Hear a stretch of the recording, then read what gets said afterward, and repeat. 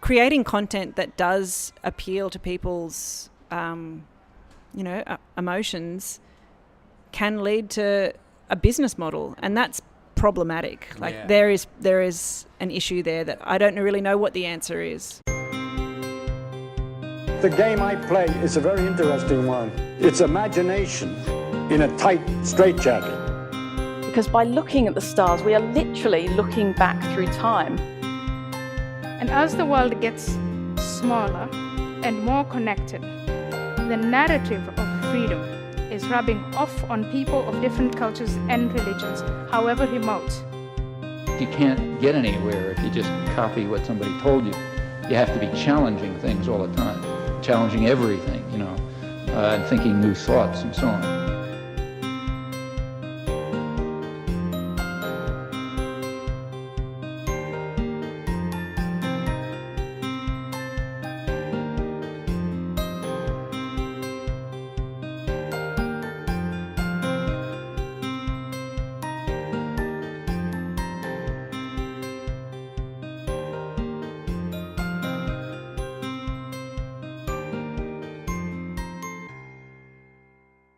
Welcome to Blab Codes.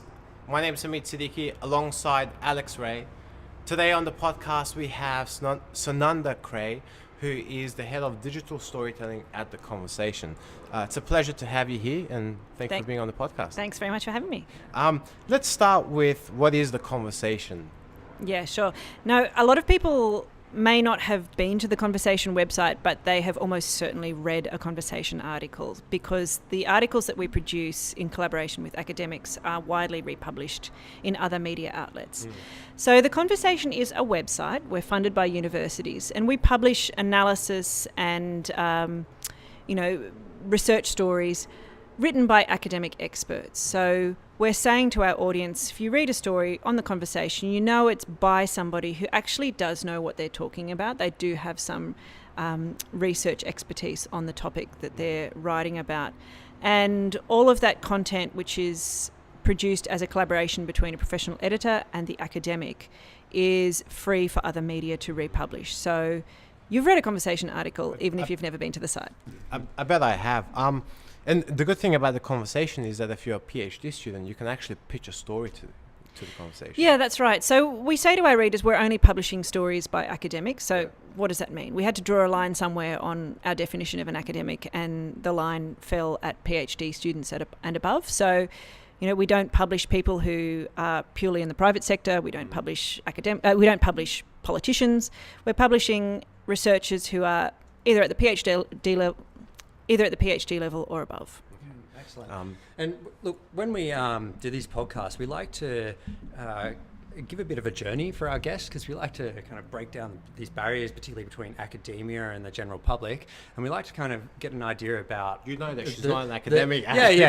But we like to get the people's stories about where they came from, because it's interesting, I think. I think there's value into seeing what it takes, or what sort of path a person needs to take to become an editor or the head of digital storytelling at a place like The Conversation. And having said that, we haven't had a journalist on yet, so perhaps you could tell us what sparks someone to get into journalism, what kind of gets you going.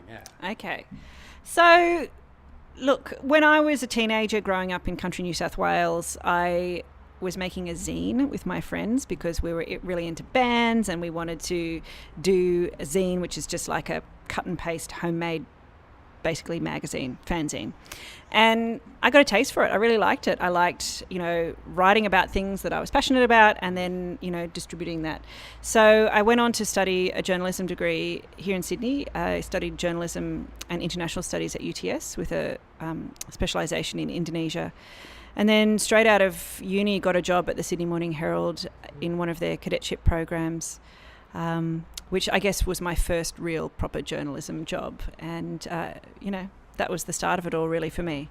Do you want me to keep going with my life story? I never know when to stop. Give us the gossip, give us the detail. In the story, we're now up to me, age 23, when I've just got my first job. So I was at the Herald reporting on all sorts of different things for about 4 or so years. I was reporting on, sport, arts, features, news. I was doing a bit of a round that was called Urban Affairs, so covering local councils, a little bit of state politics and the planning sort of framework in Sydney. Very big story in Sydney, where it's a rapidly growing city. And then after a while, I started to get a hankering for doing some work in Indonesia, which is one of my areas that I'd studied at university, and I'd lived in Indonesia as a student for a year. So I was getting a hankering to go back, and I ended up getting a job at Reuters, the international news wire, at Jakarta, in their Jakarta bureau in Indonesia, as a political and general news correspondent. So writing about everything from earthquakes and natural disasters to political risk, the machinations of government, elections, civil unrest, so all sorts of things in Indonesia. So I was doing that for a few years, and then came back to Australia and got a job at a then completely unknown, even to me, startup called The Conversation. Oh, wow. And here we are, 6 years later, still going. Wow. So you were there for right at the beginning of Yes, I was there at the beginning when it was just basically a few of us huddled around a laptop, not unlike what we're doing here. So, I always think of Australia, I always think of The Conversation as a real Australian startup success story. It's now a global company. We've got outlets all around the world.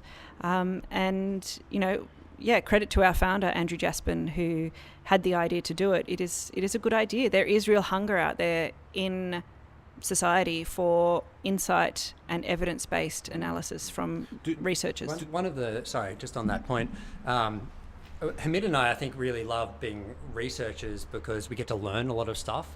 But the one problem with being like a researcher in academia is that it's so specialized. And one of the things that I think we've both enjoyed really about doing Blab Codes is the diversity of information that you get to absorb and the things you get to learn. And it's kind of been our taste and our kind of jump into journalism, if you will. So it must be a similar experiences, like covering so many different things. Get to learn so a lot from many different people. You must be the rave during like parties and stuff. Everybody the worst dinner party guest ever. No. I'm always like, I know something about that because I once spoke to somebody who did a PhD on the topic, so therefore I have information to share with you. You'd be my favorite person at the party. God. Let me absorb everything. Yeah, no, I have something to say on every topic. Part of the reason I do have something to say on every topic is I edit this section on our website called Curious Kids, where little kids send in questions. That's great. Yeah, I've been it's reading so them. I fun. love them. Yeah. Little kids send in questions, and we get academic experts to answer them, and kids have the best questions. So, one of the first questions we got when we started was, does space go on forever? So, I've got a astrophysicist answering that question. Does space go on forever? Let's find out. Why don't cats wear shoes? Okay, great. I'm going to go to an expert in feline evolution who can talk about why their feet evolved to be the way they are.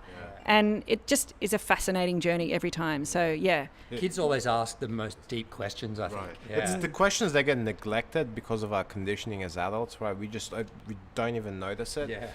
But sometimes they can bring some good insight into things that we don't notice. Let's transition into a little bit about why it's important for researchers to actually communicate their research. Doing a bachelor's in science, there wasn't a strong emphasis in trying to communicate our knowledge to the public. The public, maybe to our own specific discipline through journal articles, but talk to us about the value of communicating to the broader community. Yeah. I mean, I can talk to you about why I personally think it's important, but before I get onto that, I just want to say that I think that there is growing recognition from funding agencies and from government that there is an expectation that researchers, who after all are often publicly funded in their research or part publicly funded, to share that expertise with the wider world. I mean, if you're not an academic and you don't live in the world of academia, chances are you're never going to read an academic journal article in your life. And even if you did want to, often those things are like $25-50 to download per article. Like, it's just not going to happen. So all that knowledge that is built up through years of research and really focused energy, how are you going to share that? And how is that going to be demonstrated to be something that was worth funding with the taxpayer's dollar? So I see partly there being, perhaps a responsibility on the part of researchers to do that. But more than that, my personal view is that I've seen academics really change the course of public debate. You know, there are so many topics out there in the news, in public debate, that are so ill-informed, based on wrong information, based on wrong assumptions. And academics have a really important role to play to bust myths, set the record straight, bring evidence into debates so that, you know, facts matter. And we've seen what happens when people decide that facts don't matter, or that evidence doesn't matter, or that just something that you read on Facebook is just what you decide to be true. I feel like more than ever, it's more important than ever for academics to really be contributing to public debates, because, when things go wrong and evidence starts leaching out of public debates, things go really wrong. Yeah, exactly. Yeah. That's, I guess, where obviously this is partly why we do the podcast, is we're very passionate about public audience communication as well. But there's not just benefits to society, I guess, from academics talking to the general public. There's also benefits for the academics themselves. So what are some of the benefits that an academic would get out of publishing in a place like The Conversation? So the first thing I would say is that the ARC, the Australian Research Council, is looking for evidence of engagement and impact beyond academia. They're looking for academics to be able to demonstrate that they are engaging with the world beyond just the campus walls. So The Conversation is a really easy way to do that. It's a custom-built place where we're asking you to talk about your ideas, talk about your research in a way that anybody could understand.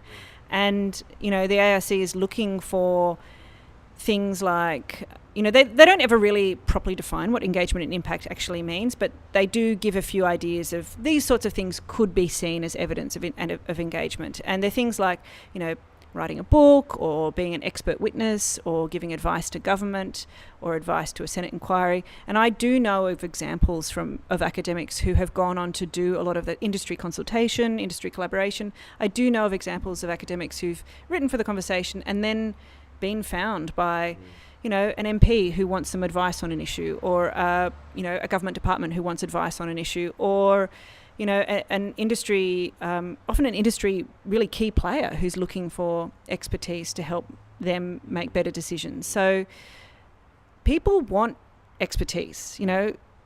People in positions of power want knowledgeable advice from people who know what they're talking about. And it's just about The Conversation, in a way, just being a way for those people to find experts.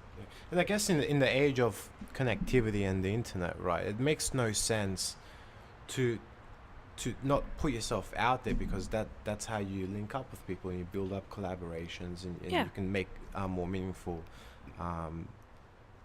impact, I suppose. Yeah, and also I would just say that I know of academics who have found that writing for The Conversation has led to collaboration with other academics, or has led to being invited to review for or submit to high rated journals, or even, you know, correlated with an increase in their citations and downloads. So I think building that exposure around you as an individual researcher, or around your area that you're researching, or around your institution is helpful.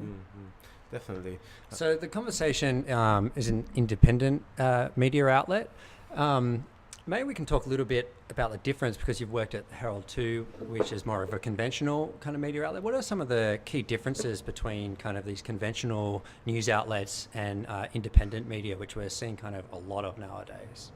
Yeah, sure. So, I mean, just to sort of... Or some of the just to similarities. dispel a myth a bit. Yeah. I mean, I think people think that when you work in what's called the mainstream media, that, you know, you have the media boss telling you what to write. It doesn't work like that. That's not how it works. And, you know, when I worked at Fairfax, certainly that wasn't the case. You know, I felt that it was an independent outlet. You know, my colleagues were writing stories about companies that had representatives on our board, and they were writing freely and fairly about it. So, you know, I think some credit to the journos for doing their job, you know, despite, you know, perhaps those pressures. But at The Conversation, we're funded mostly by universities. We get a little bit of funding from foundations and grants. There's a bit of funding from the Victorian government. So we also have a huge amount of our funding, a huge plank of our revenue comes from donations from readers. And I think increasingly that's what we're seeing with the bottom falling out of the traditional media business model. You know, in the olden days, there was classifieds and advertising in the print product that would fund the media operation. That's just all dried up. It's completely disappeared. And although the actual numbers of readers has probably increased, the advertising revenue has shrunk, and that's meant massive layoffs in newsrooms all around the country and all around the world. So what are media outlets doing about that? A lot of media outlets, including The Conversation, are appealing to readers and saying, hey, would you like to donate? And The Guardian has made an excellent job of this. You know, if you go to The Guardian website, they'll have this big pop-up saying, hey, while you're here, like, donate some money. And I do think we are looking into a future where journalism does cost money, and we're going to have to find ways to pay for it and ask people to pay for the work that is done. But, you know, it is nice. I love being able to say that I work at a place that doesn't take advertising. I don't even have to worry or think about that. It's never in the back of my mind. It's lovely working in a place where I think by and large Australian academic sector, you know, has really robust contest of ideas and really strong freedom of speech and freedom of ideas on campuses. So, you know, I feel very free working in that environment. Yeah. You brought up some interesting points. Particularly with the age of, I suppose, independent or just the internet itself. I mean, people are so used to consuming knowledge or information freely. So there's a huge challenge for content creators to actually get people to pay for it. People expect content to be free, probably unfairly. But yeah. I mean, even podcasts, it's almost sacrilege to ask to pay for or to put this behind a paywall, right? People are so used to getting stuff for free, pirating stuff. And you mentioned how there's the advertisement model as well, and there are implications for some real big downsides when people move towards an advertising model, particularly on the internet, particularly with extreme news. You mentioned some stuff about Facebook and social media and how advertising can actually fuel that type of journalism. Can you talk about that a little bit? I mean, my take on Facebook, I've read just in the last day or two actually that Facebook is looking to crack down on anti-vaccination conspiracy theorists on using the platform to proliferate ideas that are frankly wrong. And I think that is a positive development. You know, I think it is good that we live in an environment where people can contest ideas freely, but I do think that something needs to be said for the fact that there is real danger in platforms, you know, building these algorithms that seem to almost attract controversy or attract high emotion, attract people's, you know, flare up paranoia, and you know, there is a very live debate around what to do around that. You know, we've seen the proliferation of, you know, neo-Nazis and, you know, far-right groups on social media. So, yeah, I think there are some pretty big questions being asked about how the platforms are going to tackle that. I was going to suggest that it might not even just be advertising as well, because I guess to a certain extent, if you're getting people to your page, through clicks or getting people to donate, even you could do that two ways. I could see you could do it by getting a reputation of putting out reputable journalism, or you could do it through sensationalism. So I guess maybe talking myself into the opinion that maybe the funding, where it comes from, doesn't actually matter that much. It's about how you try and get that funding. Yeah, and there is, I think, a growing recognition that, you know, high emotion does get clicks, and making people feel scared gets clicks, and making people feel outraged gets clicks, and those clicks lead to ads that are on those YouTube clips, you know, of you know, far-right supremacists ranting and raving about whatever issue, and then, you know, an ad pops up and they're getting money for that. So, you know, creating content that does appeal to people's you know, emotions can lead to a business model, and that's problematic. There is an issue there that I don't really know what the answer is. That's not necessarily a problem with just independent media sources either, is it? I guess in a certain sense there's lots of conventional media outlets that also make money and sell headlines from appealing to emotion. But maybe one difference is there is and correct me if I'm wrong, but there's probably a higher stake for a conventional media outlet to report the facts, right? So they can be sensationalist, but they still have to be somewhat factual. Yeah. Otherwise, that huge amount of funding that's going into supporting them could kind of disappear. Yeah, I guess so. Where Yeah. for some independent media outlets, they don't necessarily have to hit those facts. It's not an issue because they're just looking for the click on the page, and if they get that click, that's where their money's coming from. So the facts aren't as important. Yeah, that's very true. Yeah. But, I think that we're also living in an age of disinformation, real, plainly wrong information that's being proliferated and people believing it. So, that coming back to academia, I think that's why it's sort of now or never for people who do believe in evidence-based debate to speak up. And if you look at, Roy Morgan every year does this polling on the most trusted professions. Nurses are right up the top. Journalists are way down the bottom. You guys, Journalists me, or lawyers? journalists and lawyers. Journalists and used car salesmen are neck and neck for the bottom. Yeah. But what's in the top 10 is academics. People look at academics and think, okay, they're not trying to sell me something. They seem to know what they're talking about. They're smart. They know what they're talking about. They've actually spent some time and energy researching this. So if we are looking to correct the record, bust myths, inject facts back into the debate, I really do think that there is a super important role for academics to play in that.